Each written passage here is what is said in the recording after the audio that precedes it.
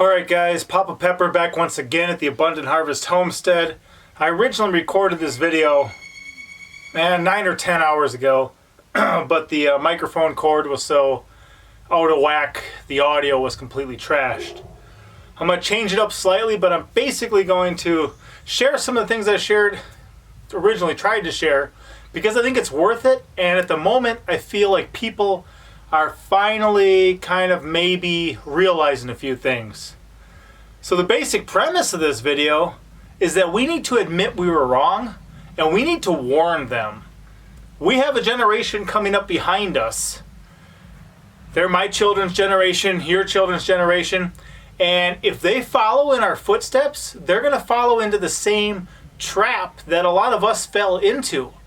That trap includes a lot of things, like a complete lack of freedom to use your own property the way that you want to, or the way that you perhaps would like to, especially now, including things like gardening, or having various animals that can provide meat, eggs, or milk, rather than just companionship or something nice to look at.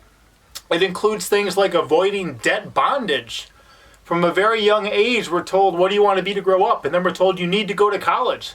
A lot of people can't afford it, and the problem is they wind up in their 30s, 40s, or 50s sometimes, and that education they got back in their late teens, early 20s, they still can't afford because they're still paying for it. That is a mistake in my opinion, and that is something we need to say, you know what, we were wrong. So there's a lot of people out there right now who do not own their educations, they do not own their cars, they do not own their houses, and they've got what appears to be a nice big house, a big car, a big boat, a big wife. Okay, I threw the big wife in there for fun. But the thing is, it looks like they have all these great things, but they don't own any of it. They're absolutely crushed by debt. And the borrower is slave to the lender. The only debt we really had, we had to get rid of by selling our house. I was told I need to build my credit. I think that's also a lie. That's a deception. If you live in a way that you only purchase what you can afford, you don't need credit at all. And the only way to get credit, unfortunately, is to pretty much pay interest.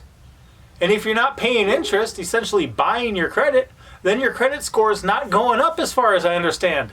That's a foolish thing. And then all you get with your credit score is the chance to go deeper and deeper in debt. When we had our mortgage, I was 30 when we got it. And our daughter, our oldest daughter, Pinky Pepper, had just been born pretty much. So it was never something that I found comfortable to sign up for 30 years of debt. That way, by the time my daughter was my age and I was 60, maybe we'd own our house. That didn't sit right with me. So we went with a 15-year mortgage. But the more that I studied what God actually said in Scripture about debt and debt bondage, and the borrower being slave to the lender, and it being a curse. When he laid out the blessings and he laid out the curses, he put debt over here. And that's just not arbitrary. That's something where he knows how it is. You know, one of the biggest reasons that people's relationships, as far as marriages, don't work out is financial problems. But the problem is you have a man who's deep in debt, whether it's from his vehicles, his credit cards, his education, meets a woman who's deep in debt, and they join together and they get some 30-year mortgage, and they decide they want to do all these other things, and they put their honeymoon on their credit card, and they start out in this giant hole. And right from the beginning of what's supposed to be the start of something beautiful, they invite, through debt, one of the biggest problems into their marriage from the get-go, and they set themselves up for failure. These days, it seems a lot of people are having their realities shaken a bit. These days, people are starting to wake up to the fact that if they cannot have a certain jurisdiction over their own food supply, they wind up in a very foolish and dangerous spot where they are completely dependent upon others. So a lot of people are starting to look more at a homesteading lifestyle. A lot of people are taking a greater interest in gardening. It's amazing to me that if you took my property, which cost us less than $10,000, and our house, which cost us $14,000, you wind up with $24,000. And that's a one-time purchase for us that now we don't have to buy again, at least till this house runs out. a lot of people spend $2,000 a month just on their rent or mortgage. And they pay that this year, and they pay that next year, and they pay that, every month adds up to 24, thousand. And they never really have anything else to show for it. One of the big things that people are realizing too is I think it was all a trap. It seems that a lot of people in my parents' generation, at least from my experience, grew up in a certain rural environment. They kind of got lured to the cities and they raised their children there. A certain number of us are escaping back out to the country, but it's not just something like nostalgic, like, oh, I wish I lived in the country with rolling hills. It's the fact that I am not allowed to do what I think I need to do to keep my family alive in the city. Therefore, I've got to move where I have some freedom. In the city, a lot of times, like I said, people can't have an animal that gives milk, eggs, or meat. A lot of times, they can't grow what they want. They spend a lot of money and time and effort just mowing their lawn and keeping the grass between like that height and that height. Think about that, people. They spend hundreds or thousands of dollars on lawnmowers. They leave their family for the 40 to 60 hours a week. They finally get back home, and either on their nights or their weekends, they spend hours walking back and forth across every last little piece of grass on their property. That's how they spend their lives. My favorite lawnmower, you can't even pick up at like a Home Depot or a Lowe's. You can't even buy it at a hardware store. Because my favorite lawnmower right now is a Jacob Sheep. It fertilizes as it goes. It is solar powered. It's just the sun and water is what it runs off of. And it mows the yard. You don't need any gas. You don't need to follow behind it. It reproduces after its own kind. And I get more lawnmowers every year. That is absolutely crazy to me. So I think it's important right now for people to kind of at least be considering the frailty of our modern society and even how foolish it was for us to go along with a lot of the things that just became the status quo.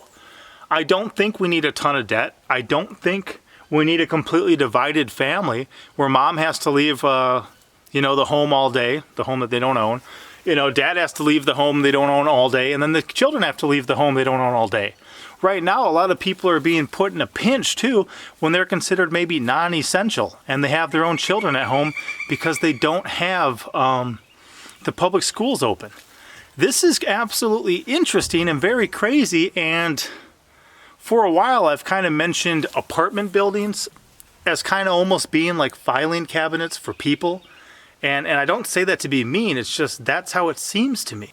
And one of the problems that I see is if you don't actually have a piece of the earth that you have a certain stewardship over, then you don't actually have a certain amount of freedom that you can exercise in an intelligent way to provide for yourself or your family.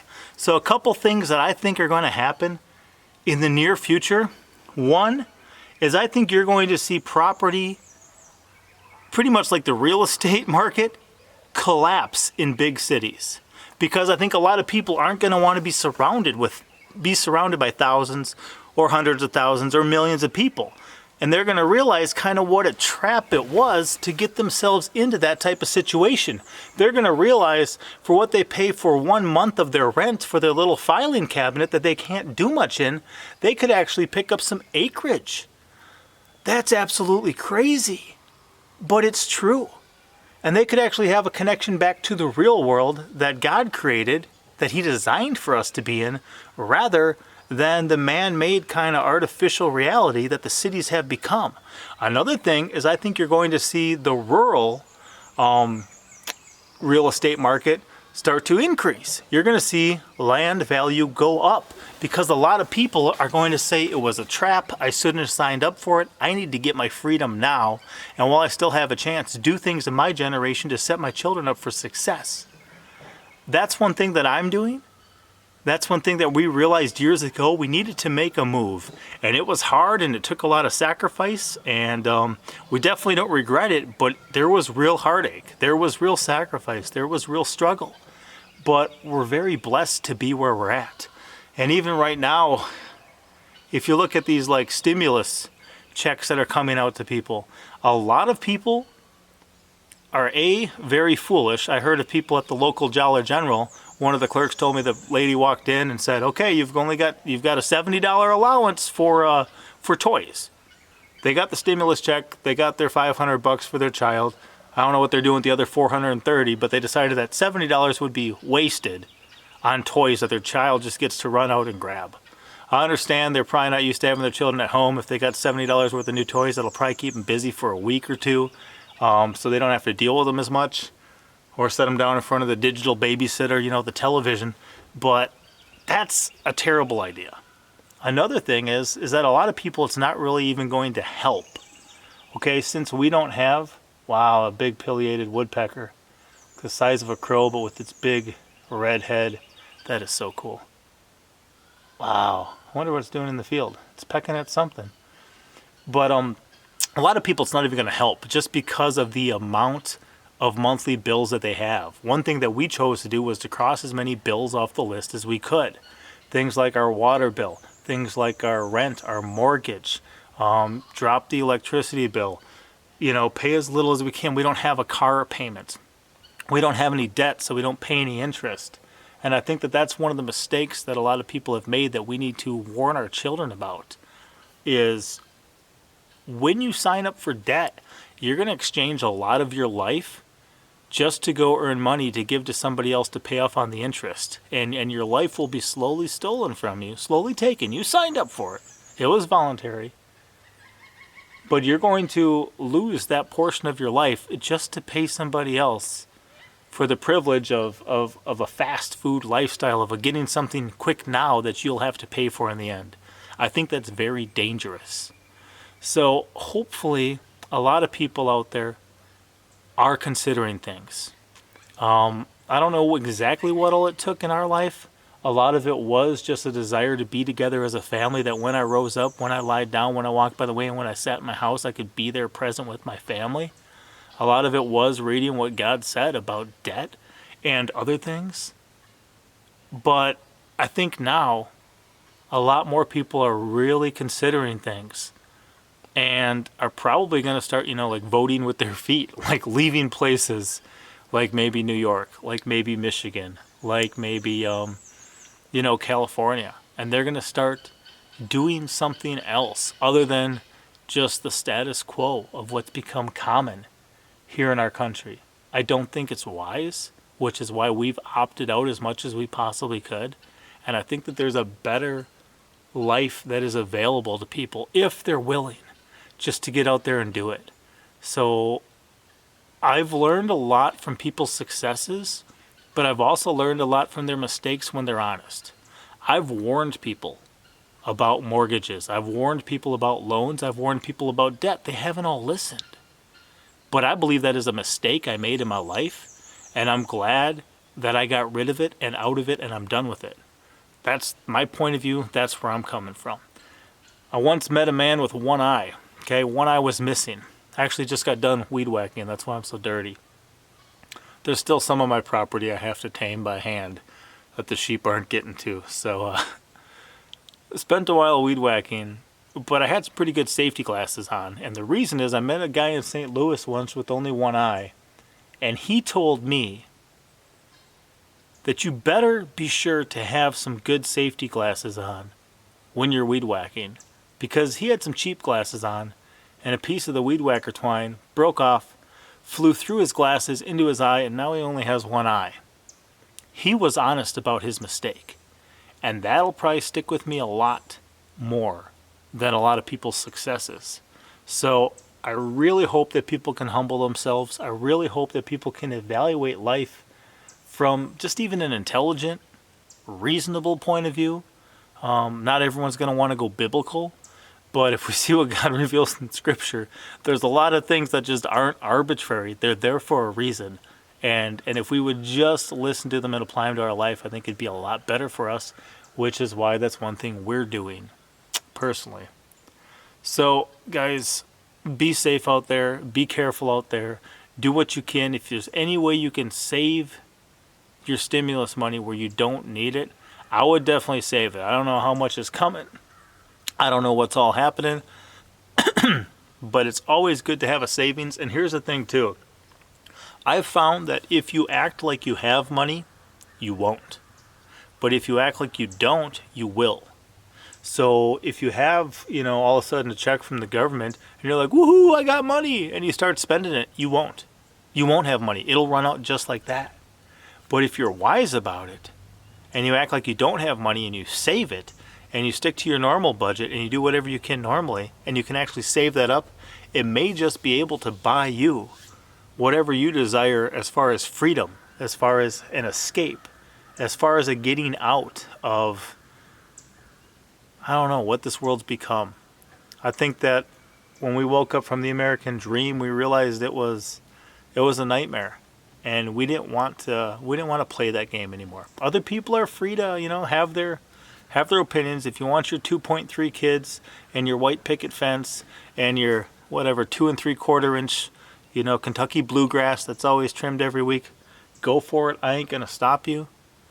But there's a reason we're out here in the middle of nowhere, and we love it. And part of it is just to be able to have that freedom. If I want to have an animal, I can have an animal, even if it'll give me milk, meat, or eggs. If I want to kill that animal and eat that animal, I can do that. If I want to cut down some trees and plant some other ones, I can do that. If I want to build something without getting permission, I can do that. And I think that that's something that people took for granted to the point that we gave it all up in a lot of areas. So hopefully it's some good food for thought, guys. Like I said, be safe out there. Hopefully this video is good on the audio. I didn't mean to trash the other one, but options are limited.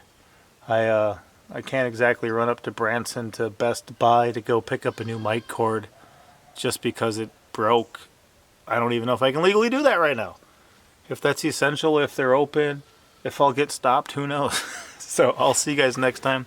Pop out.